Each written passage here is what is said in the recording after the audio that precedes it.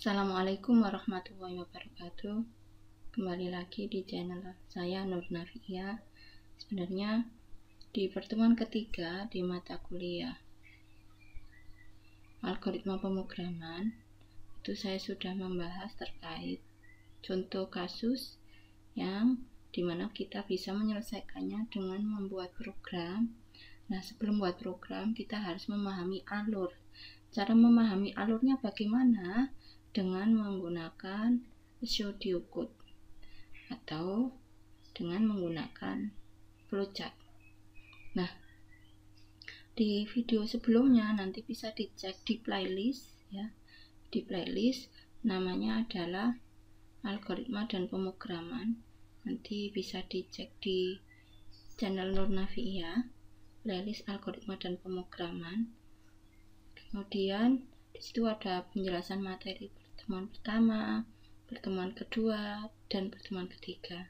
Ini adalah pertemuan keempat, di mana nanti mungkin kita akan lebih membahas ke contoh kasus flowchart, cara membuat flowchart, biar kita itu memahami alur, jangan hanya menulis jawaban yang kita ambil dari Google.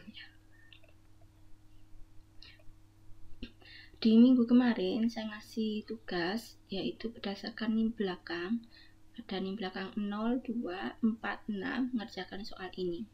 Ini menurut saya benar-benar mudah. Kenapa? Karena ilustrasinya seperti ini. Ya, ilustrasinya saya punya angka 3. Oh, maaf, ini kok kebalik ya. Wah, saya gaptek, maaf. Saya hapus dulu.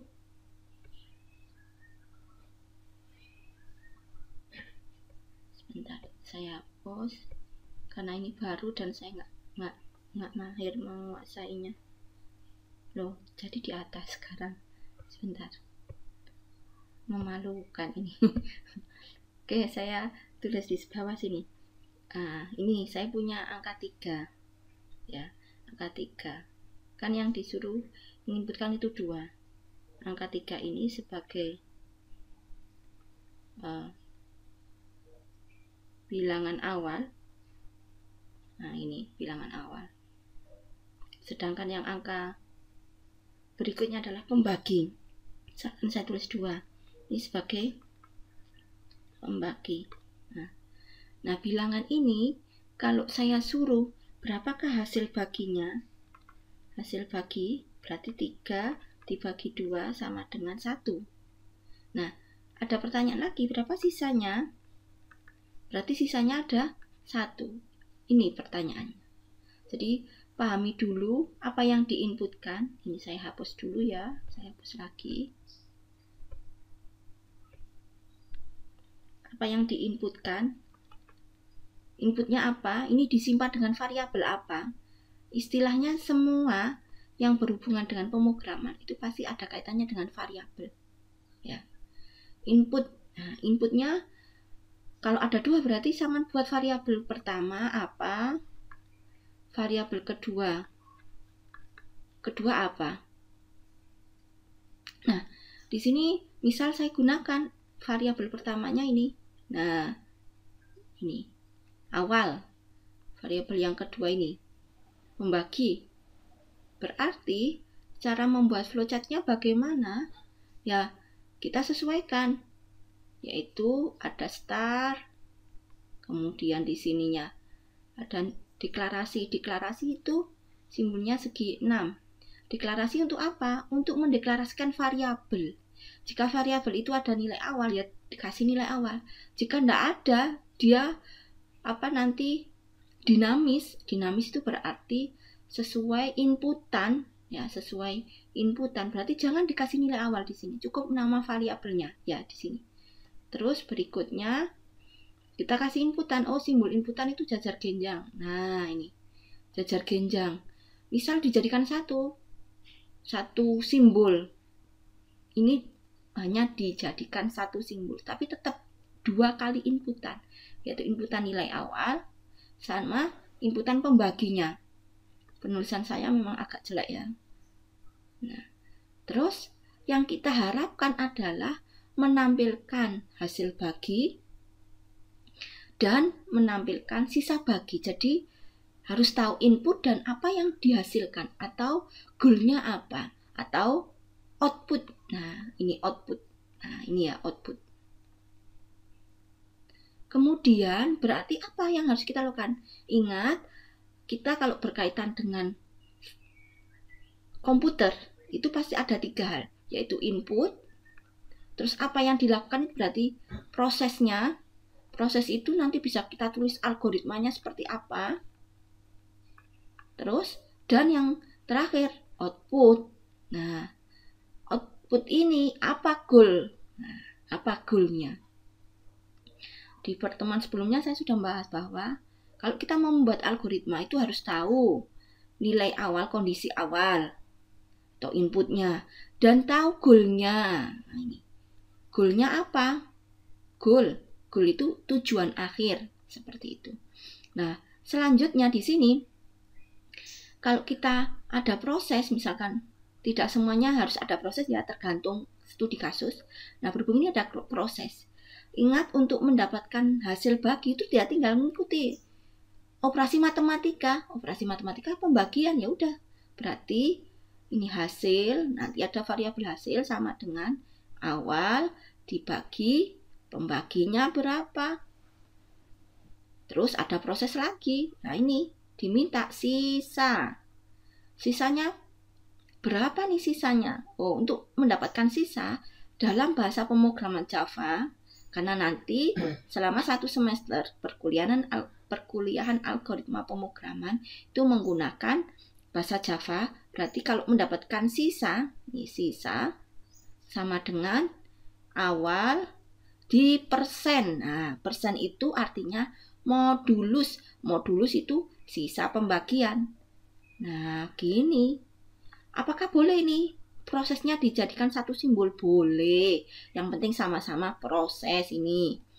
Terus baru ditampilkan. Ingat, kalau kita mau membuat penyelesaian masalah, harus paham, benar-benar paham kira-kira apa yang kita inputkan ini ya, dan apa yang kita outputkan, goalnya. Yes, itu kuncinya.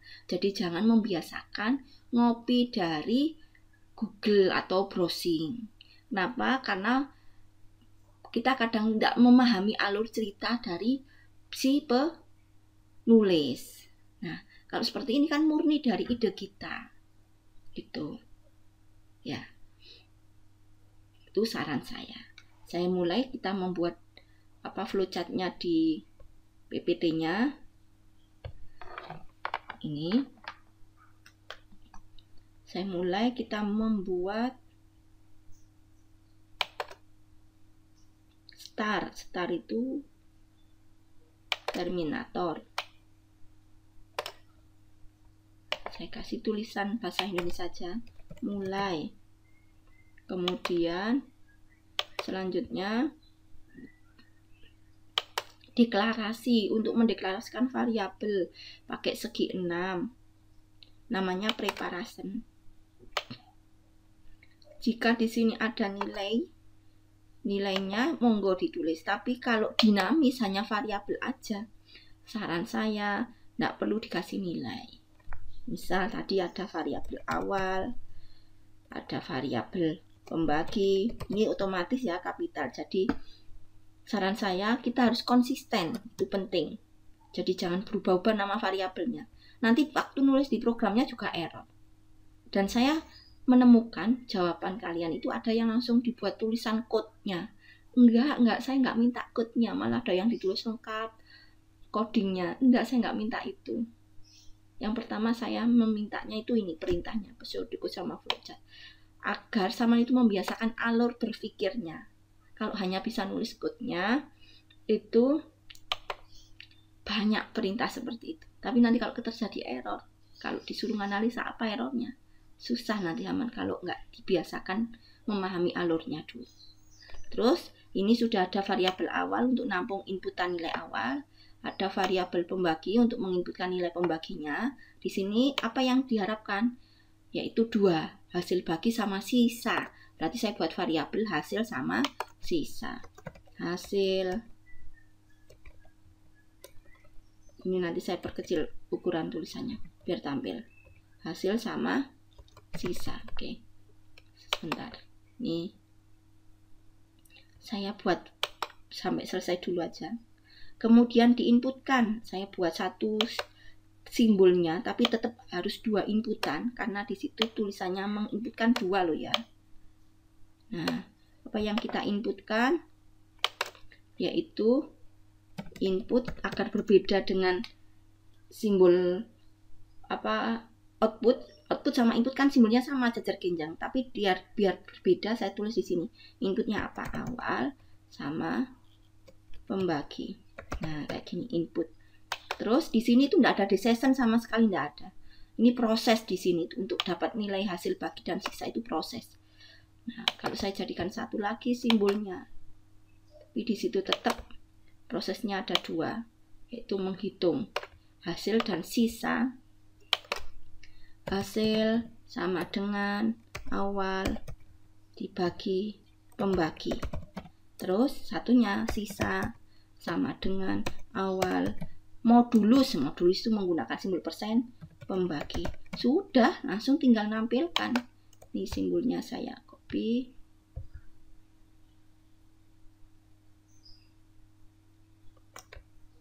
Output. Astagfirullahaladzim. Mau ngedit kok ketekan. Nah, ini print. Saya buat pembedanya dengan kalimat print atau kata print. Print hasil dan sisa. Udah selesai. Cukup seperti ini flowchartnya.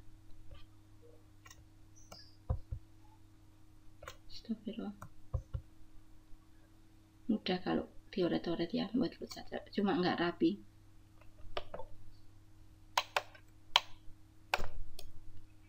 Selesai.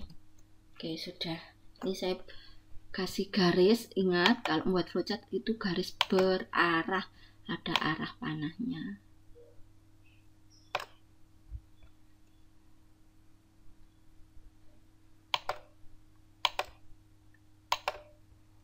Nah, ini tinggal ngopi.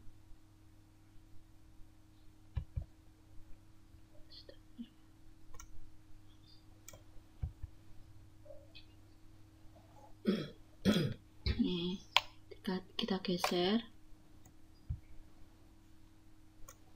Astagfirullahaladzim.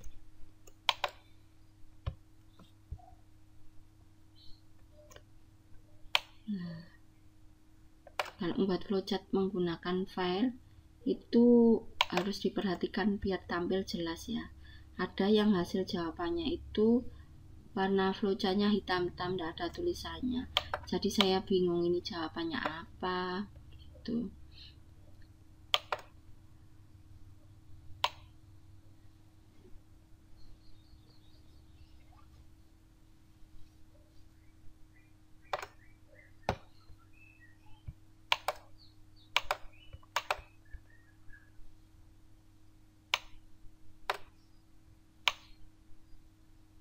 Nah, ini saya blok.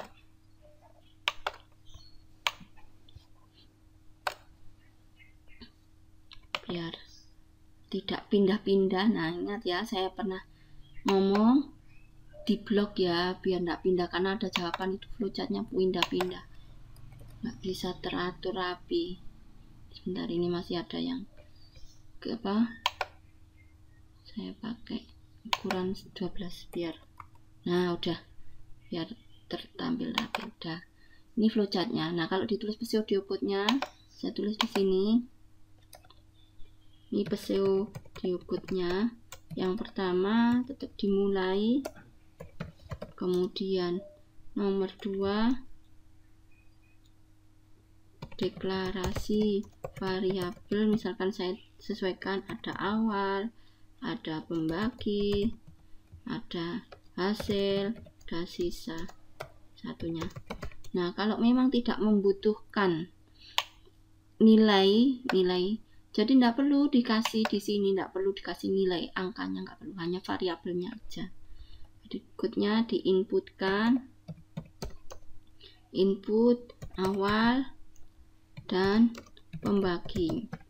Terus hasil sama dengan awal dibagi pembagi.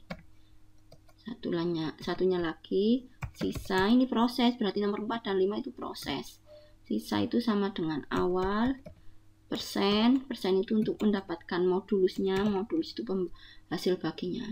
Terus ditampilkan print hasil dan sisa. Selesai. Ini namanya disuruh membuat pseudocode. Saya nggak meminta sama saya suruh membuat code-nya. Ingat, di pertemuan pertama saya ngomong bahwa kalau kita mau membuat suatu program atau intinya menyelesaikan suatu program, maka Saman itu tidak harus disuruh ngoding ya. Langkahnya itu pertama itu tahu dulu cara berpikirnya. Cara berpikirnya, cara menyampaikannya bagaimana? Oh, orang itu lebih mudah dengan bahasa manusia. Tapi karena kita berkaitan dengan komputer, berarti kita menyerupai code. Nah ini ya, semu code. Jadi kalau ada yang jawaban code, saya anggap dia nggak mengikuti aturannya. Ya, nggak mengikuti aturannya. Terus bisa juga dia hanya bisa nulis tok. Hasil dari Google ditulis gitu. Padahal perintahnya bukan membuat code. Di sini perhatikan. Di sini perhatikan. Ya. Itu jawaban dari pertanyaan ini. Gimana caranya menyelesaikan kalau disuruh menghitung hasil bagi dan sisa bagi? Kalau manusia itu pasti paham. Ini contoh ya, ini contoh. Ini contoh, kalau saya kasih nilai awal 9, nilai baginya 3, maka hasil baginya ini. Kalau saya ganti lagi, makanya dibuat variabel. Biar kalau saya ganti lagi, misalkan saya ganti 50, sisa baginya saya tulis 2. Sisa bagi. Nilai pembaginya 2. Ya udah, di sini pasti jawabannya hasil bagi 25, sisa baginya 0. Misal di sini saya ganti pembaginya 3, namanya aja variabel. Variabel itu dinamis, berubah-ubah. Oh, ini hasil baginya adalah berapa ini? 3 dikalikan berapa yang hasilnya kurang dari 50 gitu. Oh, hasilnya adalah 16, bener nggak?